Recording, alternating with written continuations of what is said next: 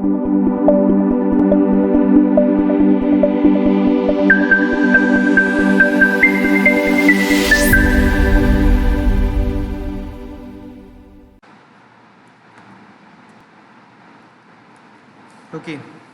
so welcome back to Nice Academy. ഇപ്പം 12th August 2024 Hindu news പേപ്പറാണ്. ഏതൊക്കെയാണ് നമുക്ക് ഇമ്പോർട്ടൻ്റ് ആയിട്ട് വരുന്ന ആർട്ടിക്കിൾസും ജസ്റ്റ് നോക്കാം. ഫസ്റ്റ് പേജിലേക്ക് വരുന്ന സമയത്ത് Hindenburg report rises political storms എന്ന് പറഞ്ഞിട്ടാണ് നമുക്ക് ഹിന്ദു ന്യൂസ് പേപ്പർ സ്റ്റാർട്ട് ചെയ്യുന്നത്. ബട്ട് ബേസിക്കലി ഇത് എന്താണ് ഒരു പൊളിറ്റിക്കൽ പെർസ്പെക്റ്റീവ് ന്യൂസ് ആയതുകൊണ്ട് നമുക്ക് ഇമ്പോർട്ടൻ്റ് അല്ല. നെക്സ്റ്റ് ന്യൂസിലേക്ക് പോകുന്ന സമയത്ത് ഇമ്പോർട്ടൻ്റ് ആയിട്ടുള്ള മറ്റൊരു ന്യൂസാണ് crest gate of Tungabhadra reservoir washed away alert issued as outflows set to increase. ഇപ്പോൾ എല്ലാവരും ഈ ഒരു ആർട്ടിക്കിൾ കണ്ടെന്ന് വിചാരിക്കുന്നുണ്ടാവും. തുംഗഭദ്രയുടെ റിസർവോയർ ക്രസ്റ്റ് ഗേറ്റ് ക്രാഷ് ആയതിനു ശേഷം ഓവർഫ്ലോ വാട്ടറിൻ്റെ ഔട്ട്ഫ്ലോ ഉണ്ടായെന്നാണ് പറയുന്നത്. അപ്പോൾ ഇവിടെ നമുക്ക് ന്യൂസ് പെർസ്പെക്റ്റീവ് UPSC പെർസ്പെക്റ്റീവ് എന്താണെന്നുള്ളത് തുംഗഭദ്ര റിസർവോയർ എവിടെയാണ്, അതുപോലെ തന്നെ തുംഗഭദ്ര റിവർ അതുമായി ബന്ധപ്പെട്ടിരിക്കുന്ന എന്താണ് ഏരിയാസ് എവിടേക്കാണ് വരുന്നത്, തുടങ്ങിയിരിക്കുന്ന കുറച്ച് കാര്യം, അത് ആ റിവറും ആ റിസർവറുമായി ബന്ധപ്പെട്ടിരിക്കുന്ന കുറച്ച് കാര്യങ്ങളാണ് നമുക്ക് UPSC പെർസ്പെക്റ്റീവ് ഇൻ പ്രിലിംസ് നമുക്ക് അറിയാനുള്ളത്. ബാക്കിയുള്ള ന്യൂസുകളൊക്കെ നമുക്ക് ആവശ്യമില്ല. എത്രത്തോളം ഔട്ട്ഫ്ലോ ഉണ്ടായെന്നുള്ള കാര്യങ്ങളൊന്നും നമുക്ക് ആവശ്യമായിട്ടില്ല. ആ റിസർവോയിന് നിങ്ങൾ കൂടുതൽ ഫോക്കസ് ചെയ്യാം. എവിടെയാണ് എന്നുള്ള കാര്യങ്ങളൊക്കെ ജസ്റ്റ് ഫോക്കസ് ചെയ്യാൻ ശ്രമിക്കാം. നെക്സ്റ്റ് സ്റ്റേറ്റിൽ നിന്നിരിക്കുന്ന ആർട്ടിക്കിൾസ് ആണ്. നമുക്കതത്ര ഇമ്പോർട്ടൻ്റ് ആയിട്ടുള്ള ആർട്ടിക്കിൾസ് അല്ല.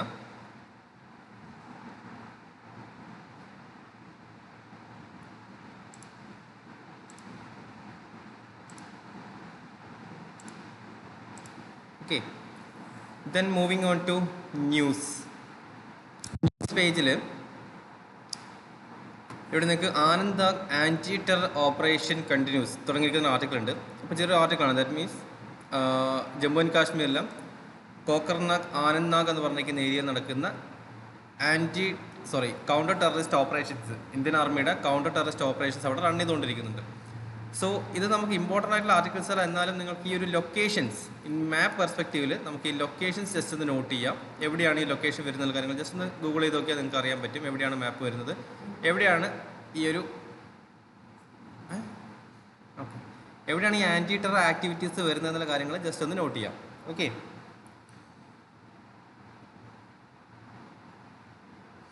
ദെൻ നെക്സ്റ്റ് ആർട്ടിക്കിൾ വരുന്നത് 28 killed as heavy rain slashes north and north west India. പറയാം നമുക്ക് north and north west India എന്ന് പറയുന്ന സമയത്ത് നോർത്ത് എവിടെയാണ്? ഏകദേശം ജമ്മു ആൻഡ് കാശ്മീർ അല്ലെങ്കിൽ പഞ്ചാബ് ആ റീജിയനിലാണ്. നോർത്ത് വെസ്റ്റേൺ റീജിയനിൽ നമുക്ക് ഹരിയാന, പഞ്ചാബ് അല്ലേ, ഇൻക്ലൂഡിങ് രാജസ്ഥാൻ വരുന്ന ഏരിയയാണ്. സോ അവിടെ എന്തുകൊണ്ടാണ് ഇത്തരം ഹെവി റെയിൻസ് ഉണ്ടായത് എന്നുള്ള കാര്യങ്ങൾ നോട്ട് ചെയ്യുക. ദാറ്റ് മീൻസ് ഇത് ക്ലൈമറ്റ് ചേഞ്ചിന് വളരെ ഇമ്പോർട്ടൻ്റ് ആയിട്ട് ആർട്ടിക്കിൾസ് ആണ്. പലപ്പോഴും നമുക്ക് നോർത്ത് ഈസ്റ്റേൺ സൈഡിലാണ് കൂടുതലും റെയിൻഫോളും അതുപോലെ തന്നെ റെയിൻ ലാഷസ് ഒക്കെ ഉണ്ടാകുന്നത്. But during the climate change period, നമ്മളിപ്പോൾ ക്ലൈമറ്റ് ചേഞ്ച് പീരീഡിലാണുള്ളത്. സോ അതുകൊണ്ട് തന്നെ നോർത്ത് വെസ്റ്റേൺ സൈഡ് എപ്പോഴും ഡ്രൈ ആയിട്ടിരിക്കുന്നത് രാജസ്ഥാൻ മനസ്സിൽ വെച്ചാൽ മതി. അപ്പം ആ റീജിയണിൽ എന്തുകൊണ്ടാണ് ഇത്തരത്തിലുള്ള ഹെവി റെയിൻ ലാഷ് ഉണ്ടായത്?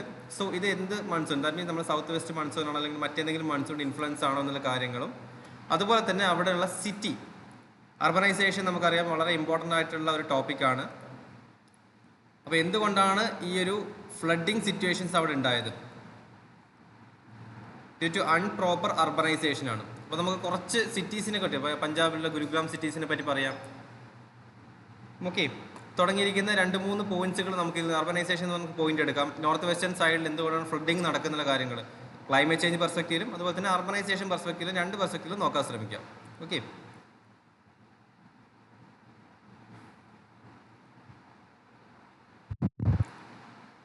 ദെൻ നെക്സ്റ്റ് കുറച്ച് ആർട്ടിക്കിൾസ് പൊളിറ്റിക്കൽ ന്യൂസ് ആണ്. ഇതൊന്നും നമുക്ക് ആവശ്യമായിട്ടില്ല. Moving on to next article. Constitution does not have provision for creamy layer SC/STs. Law minister Arjun Ram Meghwal ഇപ്പോൾ റീസെൻ്റ് ആയിട്ട് നമുക്കറിയാം SC and ST കാറ്റഗറിയുടെ അണ്ടറിൽ ഒരു ക്രിമിലെയർ സർട്ടിഫിക്കറ്റ് കൊണ്ടുവരണം എന്ന് പറഞ്ഞിട്ടുണ്ടായിരുന്നു.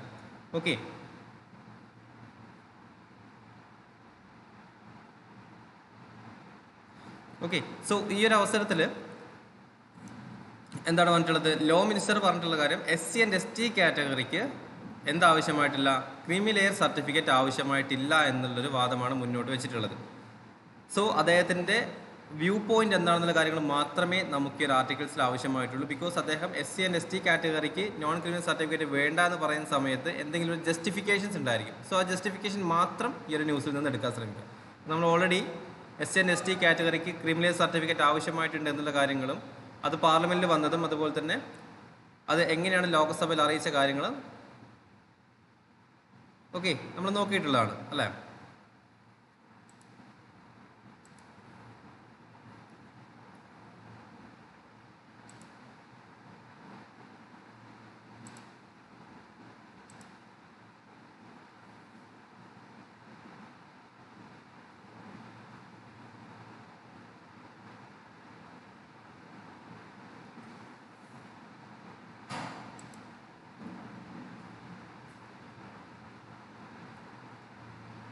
ദെൻ ഇമ്പോർട്ടൻ്റ് ആയിട്ടുള്ള മറ്റൊരു ആർട്ടിക്കിളാണ് Jaishankar concludes 3-day key visit to Maldives.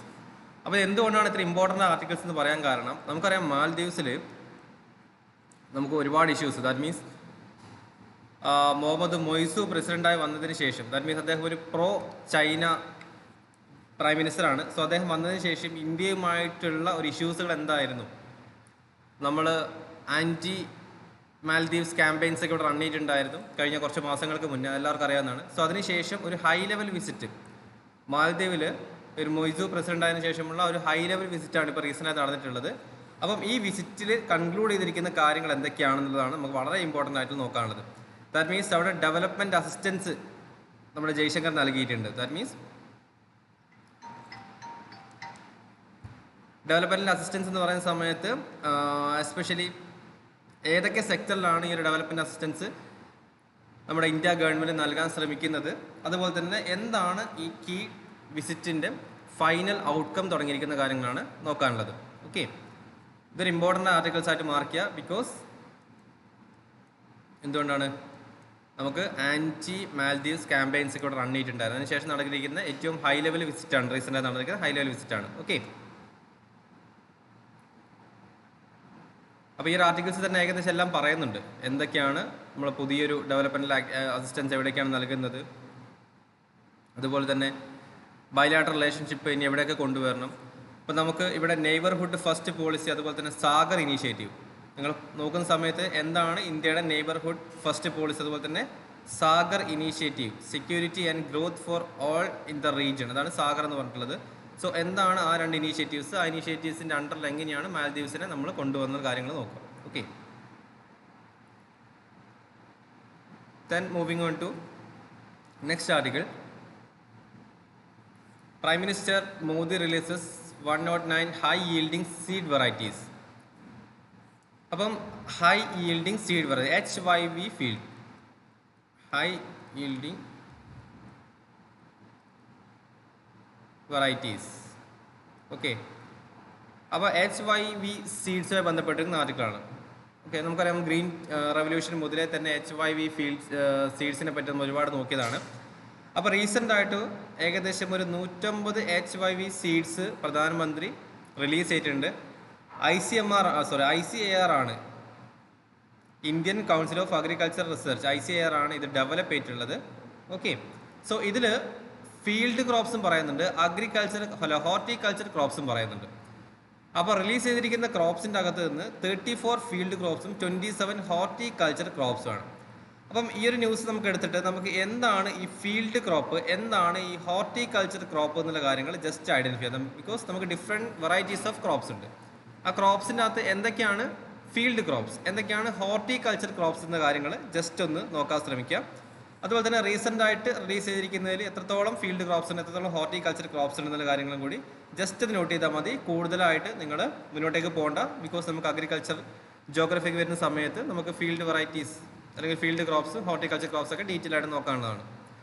Then next topic, biotechnologies detect difference in use of nitrogen by rice varieties.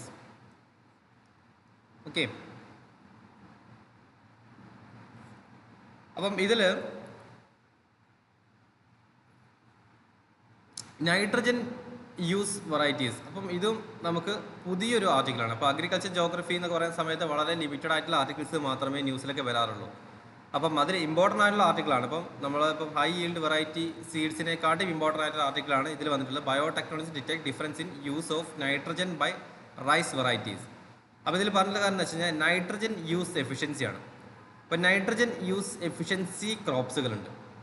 Okay, അപ്പോൾ ഫോർ എക്സാമ്പിൾ ചില ക്രോപ്സിന് കൂടുതലും നൈട്രജൻസിൻ്റെ അളവ് ആവശ്യമായിട്ടുണ്ട്. അപ്പം ആ ഒരു നൈട്രജൻ യൂസ് ചെയ്തിരിക്കുന്ന വെറൈറ്റീസ്, നൈട്രജൻ യൂസ് ചെയ്ത് വളരുന്ന ക്രോപ്സിൽ കൂടുതലും ന്യൂട്രീഷണൽ ബെനിഫിറ്റുകൾ കാണുന്നുണ്ട് തുടങ്ങിയിരിക്കുന്ന കാര്യങ്ങൾ. Nitrogen use efficiency refers to yield of crop yielding to nitrogen, natural ആയിക്കോട്ടെ ആർട്ടിഫിഷ്യൽ ആയിക്കോട്ടെ. സോ എങ്ങനെ വേണമെങ്കിൽ നൈട്രജൻ സോയിലേക്ക് വരാം. സോ നൈട്രജൻ എത്രത്തോളം യൂസ് ചെയ്യുന്ന ക്രോപ്സുമായി ബന്ധപ്പെട്ടിരിക്കുന്ന പുതിയൊരു ഡിസ്കവറിയാണ് ഇപ്പോൾ പറഞ്ഞിട്ടുള്ളത്. ഓക്കെ, അപ്പോൾ ഒരുപാട് കാര്യങ്ങളുണ്ട്. പെസ്റ്റിസൈഡ്സ്, അതുപോലെ തന്നെ ഫെർട്ടിലൈസേഴ്സിൻ്റെ യൂസേജ് തുടങ്ങിയിരിക്കുന്ന ഒരുപാട് കാര്യങ്ങൾ. അപ്പോൾ ഇവിടെ നമുക്ക് നോക്കേണ്ട കാര്യം എന്താണ്? നൈട്രജൻ യൂസ് എഫിഷ്യൻസി എന്താണ് അത് ക്രോപ്സിൽ ഉണ്ടാക്കുന്ന മാറ്റങ്ങൾ.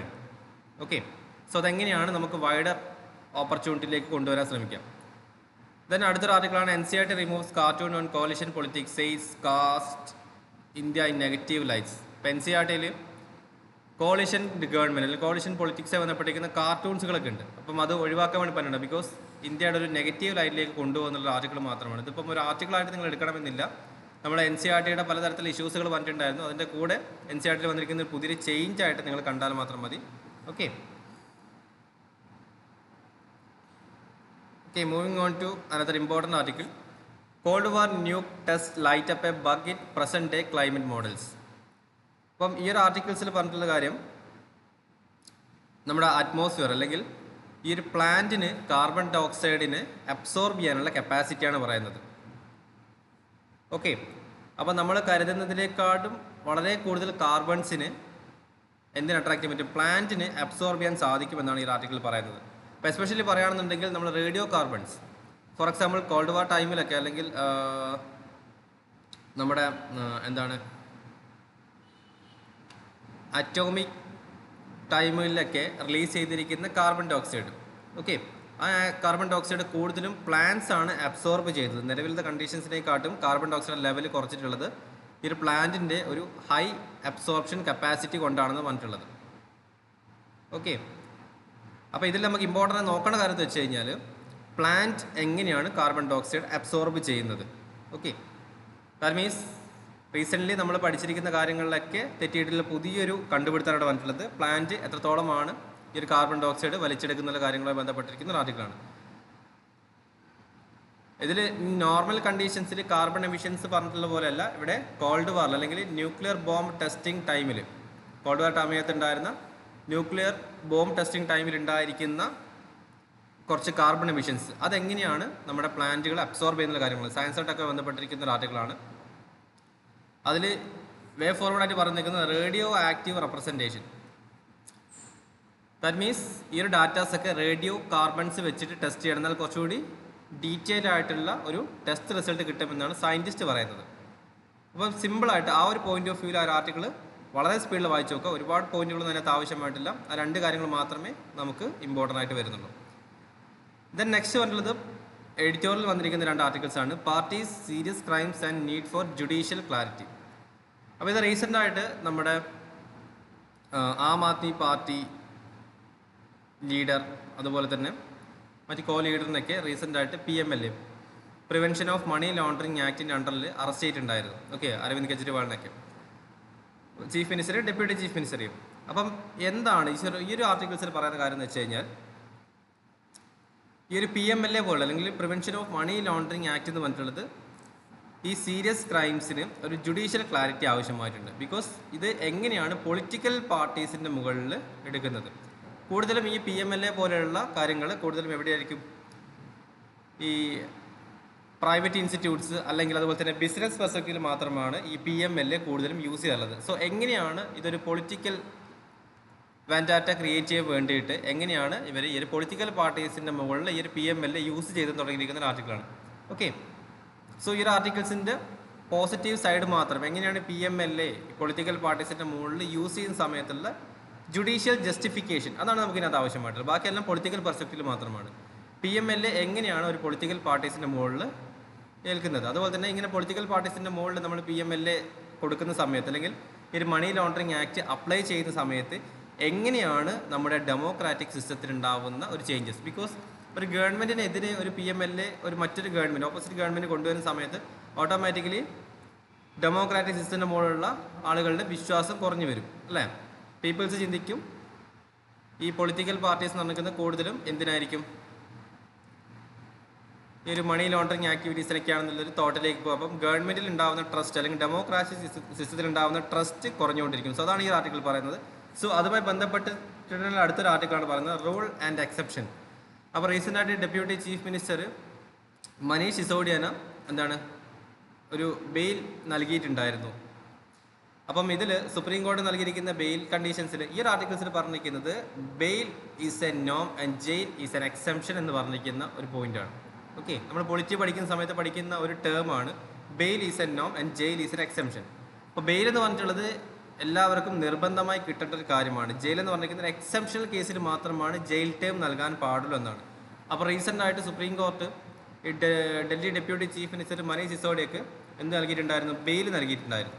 ഓക്കെ, ആ ബെയിൽ നൽകിയ സമയത്ത് സുപ്രീം കോർട്ട് ക്ലാരിഫൈ ചെയ്തേക്കുന്ന 2-3 പോയിന്റുകളാണ്. എന്താണ് ബെയിൽ കണ്ടീഷൻസ്. അപ്പോൾ ബെയിൽ നൽകിയ സമയത്ത് ഒരുപാട് ഓപ്പോസിറ്റ് പാർട്ടികളാണെന്ന് പറഞ്ഞിട്ടുണ്ടായിരുന്നത് ബെയിൽ നൽകാൻ പാടില്ല എന്നുള്ള കാര്യങ്ങളൊക്കെ. അപ്പോൾ ബെയിൽ നൽകാതിരിക്കുന്നത് അല്ലെങ്കിൽ ഒരു പ്രൊലോങ്ഡ് ആയിട്ടുള്ള ട്രയൽ പീരീഡ് നൽകുന്ന ഒരിക്കലും ഒരു പണിഷ്മെൻ്റ് അല്ല. വൺസ് സുപ്രീം കോടതിയിലേക്ക് വരുന്ന ഏത് കോർട്ടിലേക്ക് വരുന്ന കേസ് കൺവിക്റ്റ് ആയതിനു ശേഷം മാത്രമാണ് പണിഷ്മെൻറ്റ് നമുക്ക് പറയാൻ സാധിക്കുള്ളൂ. ഈ പ്രൊലോങ്ഡ് ആയിട്ട് പോകുന്ന ട്രയൽ പീരീഡുകൾ, അതായത് കേസ് വന്നതിന് ശേഷം ഒരു 2-3 മാസങ്ങളോ നീണ്ടു നിൽക്കുന്ന ട്രയൽ പീരീഡുകൾ ഒരിക്കലും എന്തായിരിക്കില്ല, ആ ട്രയൽ കണ്ടീഷൻസിലൊക്കെ എന്തിലായിരിക്കും, റിമാൻഡിലായിരിക്കും ഒരു പ്രതി. അപ്പം ആ കണ്ടീഷൻസിൽ നൽകുന്ന റിമാൻഡിങ് പീരീഡ് എന്ന് പറഞ്ഞിട്ടുള്ളത് ഒരിക്കലും ഒരു പണിഷ്മെൻ്റ് അല്ല. സോ അതുകൊണ്ട് അത്തരം ലോങ്ങർ ടേമിലേക്ക് ജയിലുകളിലൊന്നും പോകേണ്ട എന്നുള്ളൊരു റിമൈൻഡറും കൂടിയാണ് നൽകിയിട്ടുള്ളത്. അപ്പോൾ ഇവിടെ നമുക്ക് ഇമ്പോർട്ടൻ്റ് നോക്കേണ്ട കാര്യം ബെയിൽ ഈസ് എ നോം, ജയിൽ ഈസ് എൻ എക്സെപ്ഷൻ.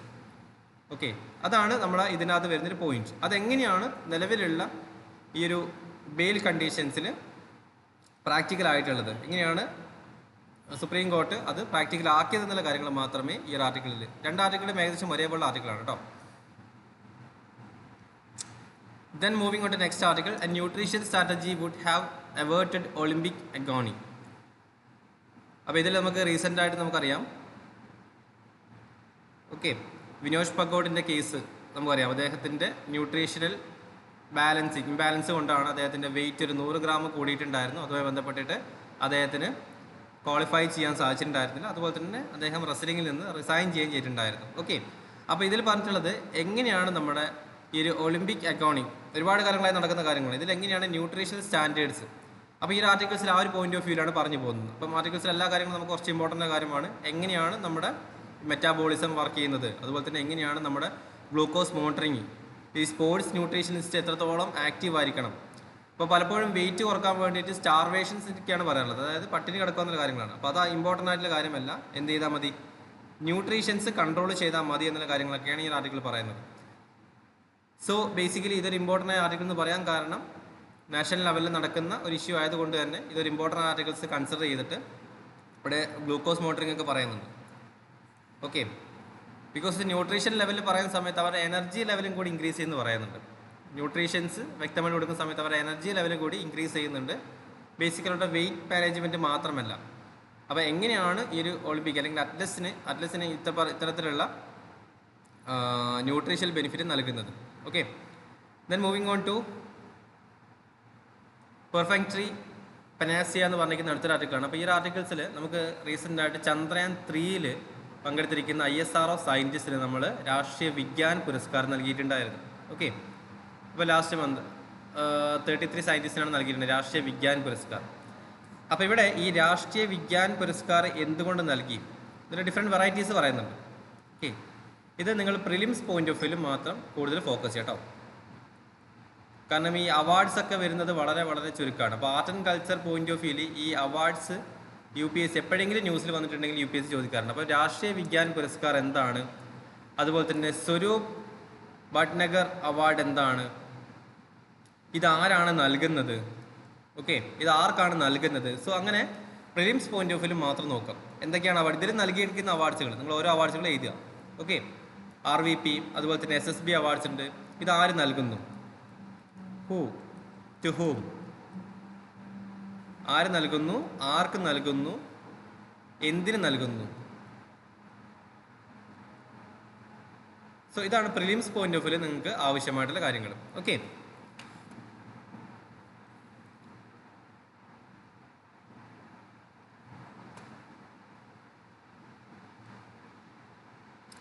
പിന്നെ അടുത്തൊരു ആർട്ടിക്കിൾ പറയുന്നത് ഡാറ്റ ഓൺ കോട്ടോയിൻ പണ്ടോരാക്സ് ബോക്സ്. അപ്പം ഈ ആർട്ടിക്കിൾ തമിഴ്നാട്ടിൽ നൽകുന്ന റിസർവേഷനാണ്. അപ്പം 90s 80s മുതൽ തന്നെ തമിഴ്നാട് 69% ക്വാട്ട അലോക്കേഷൻസ് ഉണ്ട് as per 1994 act protection under the 9th schedule of the constitution. അപ്പോൾ തമിഴ്നാട്ടിൽ സാധാരണ നമുക്ക് ഇന്ദിരാ ഷാവണി കേസിൻ്റെ അകത്ത് 50% ക്യാപ്പ് നൽകണം റിസർവേഷൻ്റെ അകത്ത്. ഇതാണ് ഇന്ദിരാ ഷാവണി കേസിൽ പറയുന്നത്. But in the case Tamil Nadu നോക്കുന്ന സമയത്ത് 69% റിസർവേഷൻ നൽകുന്നത്. സോ ഈ 69% വന്നിട്ടും എന്തുകൊണ്ട് ഇന്ദിരാ ഷാവണി കേസ് പോലെയുള്ള ഒരു എന്താണ് ഓവർ റീച്ച്മെൻറ്റ് ഇല്ലാത്തത്? അവിടെ ഒരു പ്രൊട്ടക്ഷൻ ഫിലിമുണ്ട് തമിഴ്നാട്ടിൽ. എന്താണ് പ്രൊട്ടക്ഷൻ പറയുന്നത്?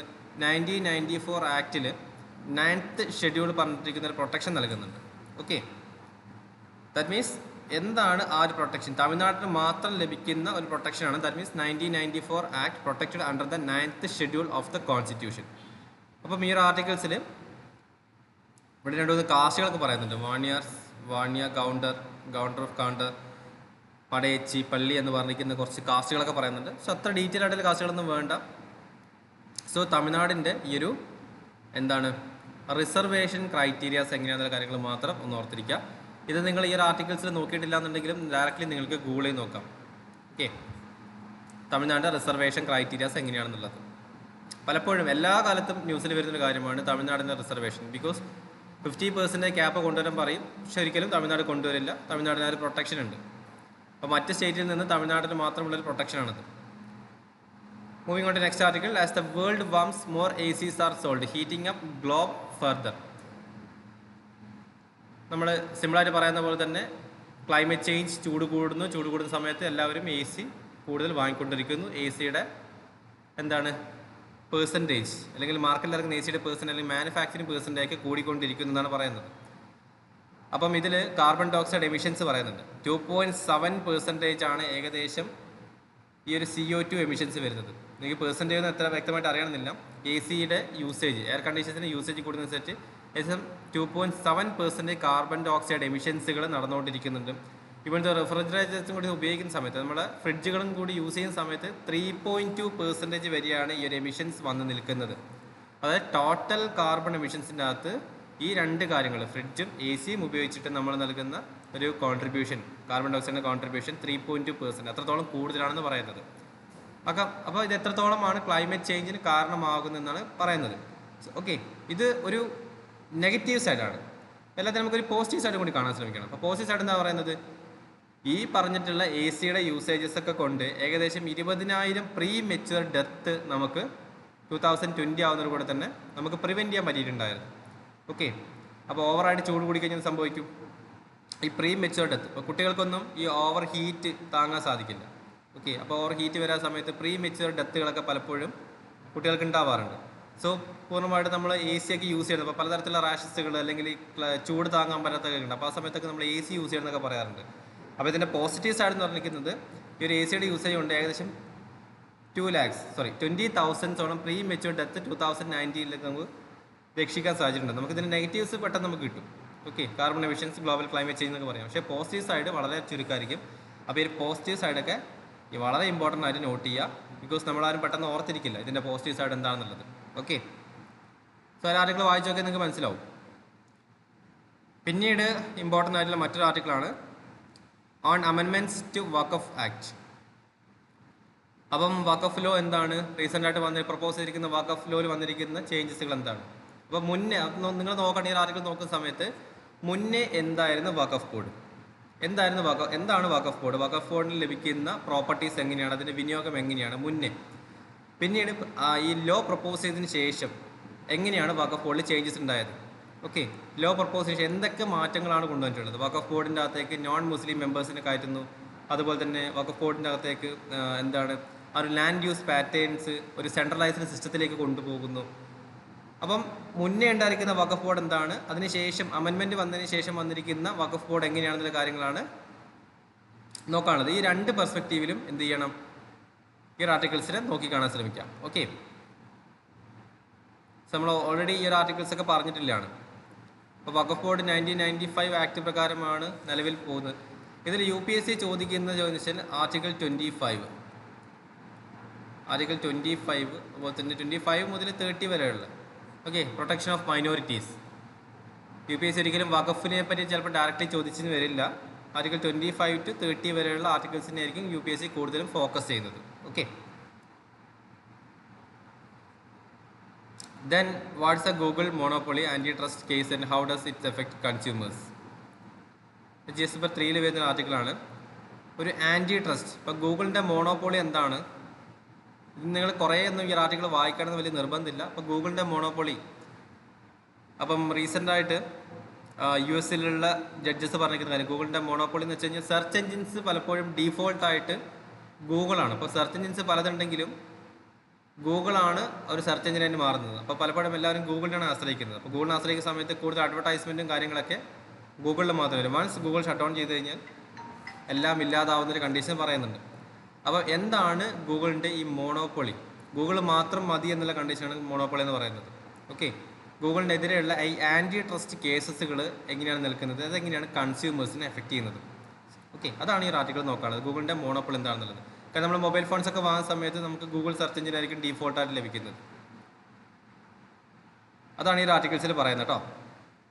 ആ ഒരു പെർസ്പെക്റ്റീവിൽ മാത്രം നോക്കി. ഇതിൽ ഒരുപാട് CEO സുന്ദർ പിച്ചൈനെ പറ്റി പറയുന്നുണ്ട്, US ഡിസ്ട്രിക്ട് കോർട്ടിന് പറയുന്ന കാര്യങ്ങളുണ്ട്, മൈക്രോസോഫ്റ്റ് CEO സത്യ നദല്ലാനെ പറ്റി പറയുന്നുണ്ട്. അപ്പോൾ അതൊന്നും വേണ്ട, ഗൂഗിളിൻ്റെ ആൻറ്റി ട്രസ്റ്റ് പോളിസി എന്താണെന്നുള്ള കാര്യങ്ങൾ മാത്രം ഫോക്കസ് ചെയ്യാം. ഇവിടെ നമുക്ക് എക്കണോമിക് പെർസ്പെക്റ്റീവിലെ ന്യൂസ് മാത്രമാണ്. Untangling the budget impact on mutual funds. ഈ മ്യൂച്വൽ ഫണ്ട്സിന് നമ്മുടെ LCTG ഓർമ്മയുണ്ടെന്നറിയില്ല,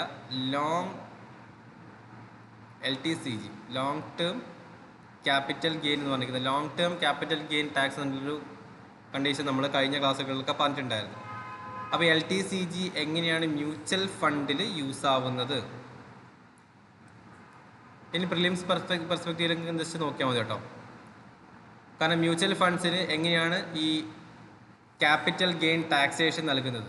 അപ്പോൾ പറഞ്ഞിട്ടുള്ളത് ഈ ഒരു ക്യാപിറ്റൽ ഗെയിൻ ടാക്സേഷൻ മ്യൂച്വൽ ഫണ്ട്സിന് ഇല്ല എന്നുള്ള കാര്യങ്ങളാണ് പറയുന്നത്. അപ്പം ക്യാപിറ്റൽ ഗെയിൻ ടാക്സേഷൻ ഒഴിവാകുന്നത് പ്രിലിംസിൽ ഇമ്പോർട്ടൻ്റ് ആയിട്ട് ചോദിക്കാൻ സാധ്യതയുള്ള ആർട്ടിക്കിളാണ്. ക്യാപിറ്റൽ ഗെയിൻ ടാക്സേഷൻ ഏതിനൊക്കെ ഇല്ലാത്തത്. ഇവിടെ നമുക്ക് രണ്ട് രീതിയിലുള്ള ഗെയിൻ ടാക്സസുകൾ പറയുന്നുണ്ട് കേട്ടോ. ഇക്വിറ്റി ഡെപ്റ്റും അതുപോലെ തന്നെ ഇക്വിറ്റി ഓറിയൻറ്റഡും. ഇക്വിറ്റി ഓറിയൻറ്റഡ് ആൻഡ് ഡെപ്റ്റ് ഓറിയൻറ്റഡ്. മ്യൂച്വൽ ഫണ്ട്സിന് നമ്മൾ ഇക്വിറ്റി ഓറിയൻറ്റഡ് എന്നും ഡെപ്റ്റ് ഓറിയൻറ്റഡ് എന്നും രണ്ടായിട്ട് തരംതിരിച്ചിട്ടുണ്ട്. ഇതിൽ ഏതിനാണ് ക്യാപിറ്റൽ ഗെയിൻ ടാക്സേഷൻ നൽകുന്നത്, ഓക്കെ, എത്ര ശതമാനമാണ് നൽകുന്നത്, അതുപോലെ തന്നെ ഈ ഒരു അമ്പറ്റിൽ നിന്ന് പുറത്തു പോകുന്ന ഏത് ടാക്സേഷൻ സിസ്റ്റമാണ്. അപ്പോൾ എന്തൊക്കെയാണ് വേണ്ടത്, ഇക്വിറ്റി ഓറിയൻറ്റഡ് ആൻഡ് ഡെപ്റ്റ് ഓറിയൻറ്റഡ് ടാക്സേഷൻ സിസ്റ്റത്തെ പറ്റി ജസ്റ്റ് ഒന്ന് പഠിക്കാം. ഓക്കെ, ഇതൊക്കെ ഇമ്പോർട്ടൻ്റ് ആയിട്ട് പ്രിലിംസിന് വളരെ പൊട്ടൻഷ്യലായി ചോദിക്കാനുള്ള ഏരിയ കേട്ടോ. കാരണം UPSCക്ക് ആ ഒരു ടേംസൊക്കെ, കാരണം എക്കണോമിയിൽ കൂടുതലും ടേംസാണ് UPSC ചോദിക്കുക. ഇവിടെ നമുക്ക് LTCG എന്നൊക്കെ ടേംസ് വന്നിട്ടുണ്ടായിരുന്നു, ഇൻഡെക്സേഷൻ ബെനിഫിറ്റ് എന്നൊരു ടേംസ് വന്നിട്ടുണ്ട്. അപ്പോൾ അത് എവിടെ അപ്ലൈ ചെയ്ത്, ഇപ്പം നമുക്ക് മ്യൂച്വൽ ഫണ്ടിനെ പറ്റി പറഞ്ഞു, എന്താണ് ഇക്വിറ്റി ഓറിയൻറ്റഡ് മ്യൂച്വൽ ഫണ്ട്, എന്താണ് ഡെപ്റ്റ് ഓറിയൻറ്റഡ് മ്യൂച്വൽ ഫണ്ട്. ഓക്കെ, അതിലെങ്ങനെയാണ് ടാക്സേഷൻ പോകുന്നത്.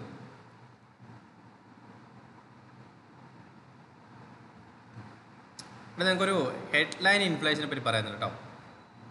അപ്പോൾ ഈ ഒരു ആർട്ടിക്കിൾ നിങ്ങൾക്ക് വേണമെന്നില്ല, ബട്ട് നിങ്ങൾക്ക് നോക്കേണ്ട കാര്യം ഈ ഒരു കോർ ഇൻഫ്ലേഷൻ, അതുപോലെ തന്നെ ഹെഡ്ലൈൻ ഇൻഫ്ലേഷൻ, സോ പിന്നെ എന്താണ് MPC മോണിറ്ററി പോളിസി കമ്മിറ്റി, അത് മാത്രം ഇപ്പോൾ നോക്കാം. ഇത് ഇമ്പോർട്ടൻ്റ് അല്ല എന്നല്ല, ഇമ്പോർട്ടൻ്റ് ആയിട്ടുള്ള ആർട്ടിക്കിൾസ് തന്നെയാണ്. ബട്ട് ഇത് നിങ്ങൾക്ക് നോക്കിക്കഴിഞ്ഞാൽ കുറച്ച് എന്താണ് കോംപ്ലിക്കേറ്റഡ് ആകും. കൺസ്യൂമർ പ്രൈസ് ഇൻഡെക്സ്, അപ്പോൾ അത്ര കോംപ്ലിക്കേറ്റഡ് ആക്കണ്ട. നിങ്ങൾ എന്ത് ചെയ്യാം, നിങ്ങൾ ഇന്ന് ഹെഡ്ലൈൻ ഇൻഫ്ലേഷൻ എന്താണ്, കോർ ഇൻഫ്ലേഷൻ എന്താണ് MPC, ഈ മോണിറ്ററി പോളിസി കമ്മിറ്റി എങ്ങനെയാണ് ഈ ഇൻഫ്ലേഷൻ നിയന്ത്രിക്കുന്ന കാര്യങ്ങൾ മാത്രം നോക്കാം. വായിക്കാം, സമയമുണ്ടെങ്കിൽ തീർച്ചയായിട്ടും വായിച്ച് നോക്കേണ്ട ഒരു ആർട്ടിക്കിൾ തന്നെയാണ്. ഓക്കെ, പലപ്പോഴും നമുക്കുള്ള ഇൻഫ്ലേഷൻ, ഇപ്പോൾ ഇൻഫ്ലേഷൻ എങ്ങനെയാണ് ഗവൺമെൻറ് അല്ലെങ്കിൽ RBI എങ്ങനെയാണ് ഇൻഫ്ലേഷൻ കൺട്രോൾ ചെയ്യുന്നൊരു ആർട്ടിക്കിളാണ് ഇതിൽ പറയുന്നത്.